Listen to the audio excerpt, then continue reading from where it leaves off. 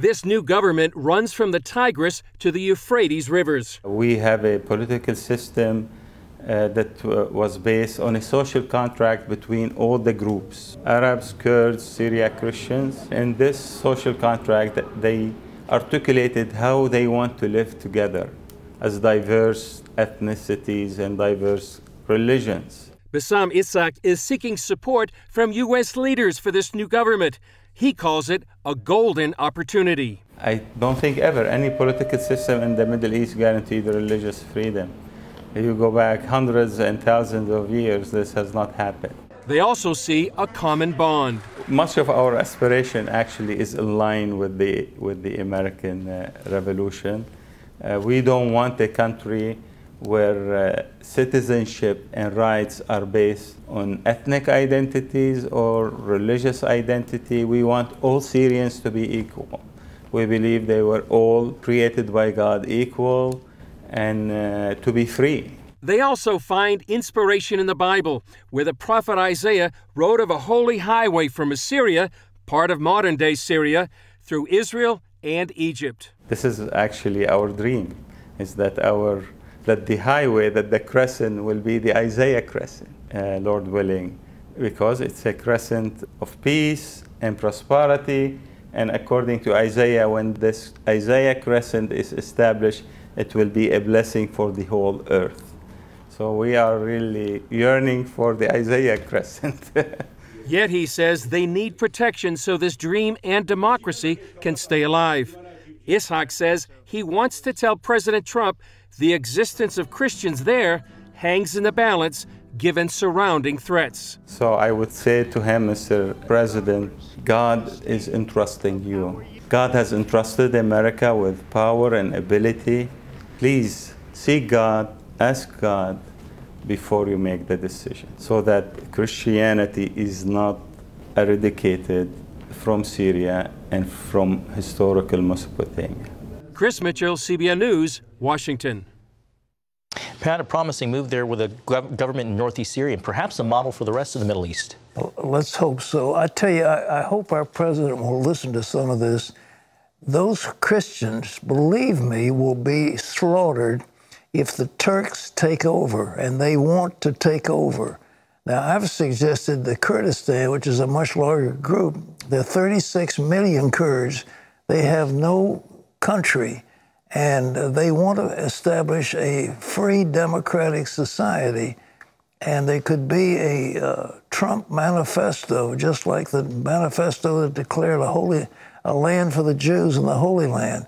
They can say, you know, it is our desire of our administration there be a homeland for the Kurdish people. 36 million.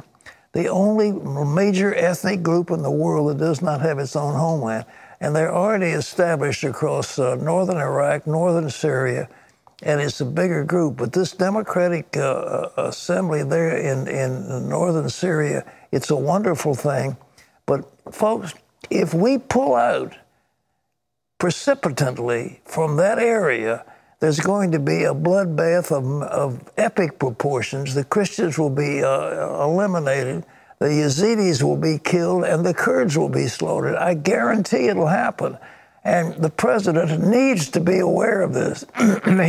He's riding high in the polls. He's done a wonderful job. The speech was tremendous, etc.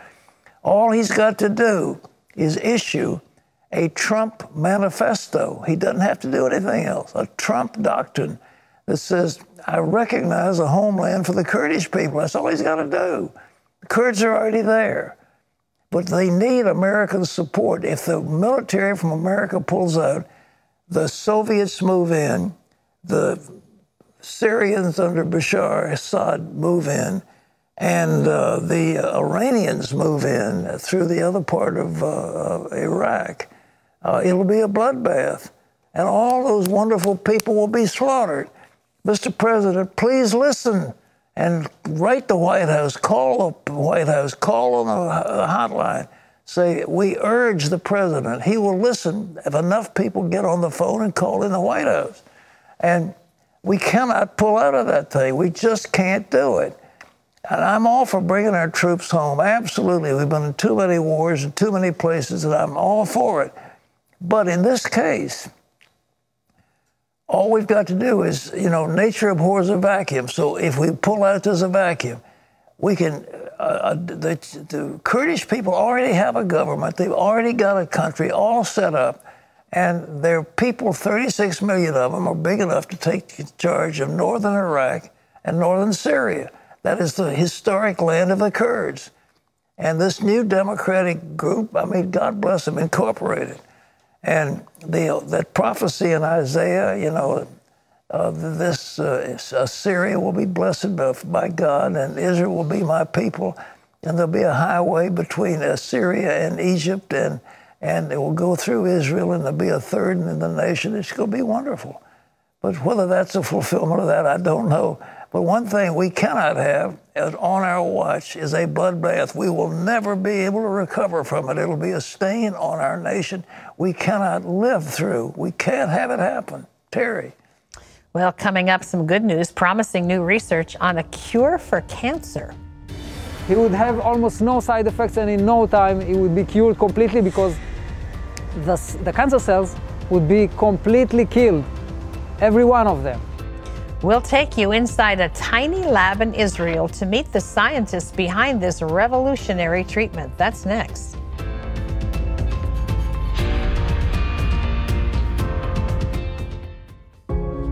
My name is Hector Luis Nunez, and this is my cancer story.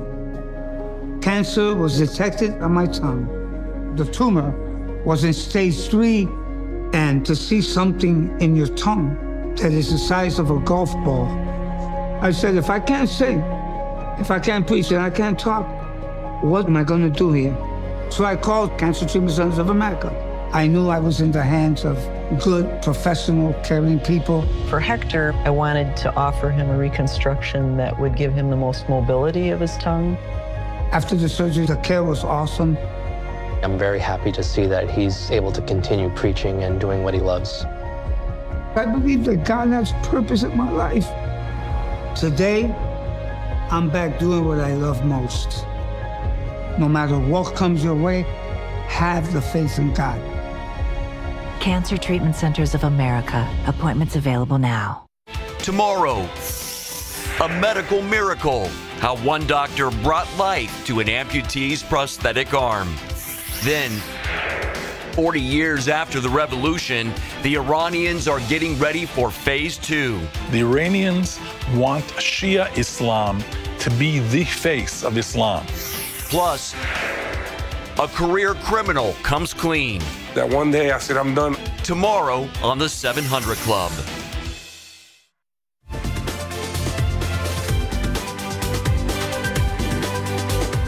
Well, the news is usually bad news, and so you hear a succession of horror stories, of killings and murders and wars and so forth. But isn't it nice to have some good news? Now, we've got some. The chairman of an Israeli company announced a possible cure for cancer within a year. The news made headlines around the world. And one of the scientists working on the project spoke with CBN News. Now here's medical reporter Laurie Johnson to tell us all about this promising research from Israel. Scientists all over the world have been looking for a cure for cancer for years. Now, 2 Israeli researchers think they've found one. We didn't want to have another drug like everyone else that would give relief to some cancer patients and then the cancer would come back. We wanted really to cure something like antibiotics. 4 years ago, Dr. Alan Murad and his partner, Dr. Hanan Itzhaki of Advanced Evolution Biotechnologies, or AB, started research on a cure for cancer. The concept is based on the same strategy used to combat AIDS. The patient is given a cocktail or mix of medications designed to prevent the disease from becoming resistant to any one drug. Because, HIV is very mutagenic creature, same as cancer. This is the problem with cancer, that is very mutagenic, and these mutations help the cancer escape the therapy.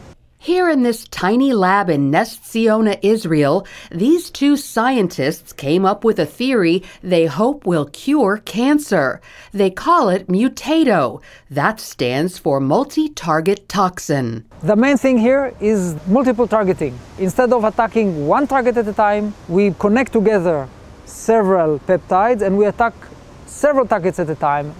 And because of that, the cancer won't be able, statistically, won't be able to escape the therapy, and this is what happened with AIDS. And this is what would happen here in cancer. And they point out, since this cocktail specifically targets cancer cells, it is not as harmful to healthy ones. The other thing is because of these targeting peptides are connected together, and there's what we call the avidity effect, the side effects would be much, much, much lower.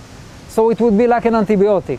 Murad says if scientists could come up with 100 different peptides, they believe various combinations could treat each kind of cancer.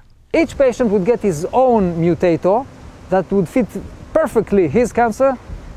He would have almost no side effects, and in no time he would be cured completely because the cancer cells would be completely killed, every one of them. Murad says they have 5 peptides in the preclinical stage. When the article came out, it basically caught the medical community by surprise because AB's experiments have been limited and not published in medical journals. CBN News approached Dr. Charles Geyer, Associate Director for Clinical Research at VCU Massey Cancer Center, who was one of many that urged caution. This news is based on limited information from the company and its researchers, and the results from their preclinical experiments have not been published in any peer-reviewed academic journals. I would approach this news with healthy skepticism and also remind people that it typically takes years to translate promising preclinical research from the laboratory to evaluation in the clinic. Morad said he was surprised by the criticism. At least give me the credit. Ask me what is the mechanism of our mutator, or read carefully the first article in the Jerusalem Post to see what I really said. Morad said they need funding to move their research along faster and would like to collaborate with larger pharmaceutical companies. He also made clear the one goal on his mind. I don't care about the money. I want to cure cancer patients. Lori Johnson, CBN News. Oh, I hope they're right. You know, cancer is such a dread thing, and you see people dying of it, and they're dying and dying and dying, and it just breaks your heart when a child of friends of ours died, a promising, wonderful young woman, and, you know, cancer, and it's just terrible. And I think chemotherapy kills cells. It debilitates the immune system. Instead of building up the immune system, it kills off cells, and it does great damage. It's the only treatment they've got that really works right now, but it's questionable. But this Mutato thing, I mean, hey. What have you got to lose, right? Well, the Israelis are supposed to be blessings in the midst of the earth, and I mean, they really are. God has uniquely qualified them, and I hope and we pray that therapy works. Amen. All right. Well, up next, a husband fights a losing battle against a dark addiction. There were multiple times that I would confess to Meg, but there would always be things I would leave out. And every time I did that, the addiction increased in intensity. See what gives this man the courage to totally come clean after this.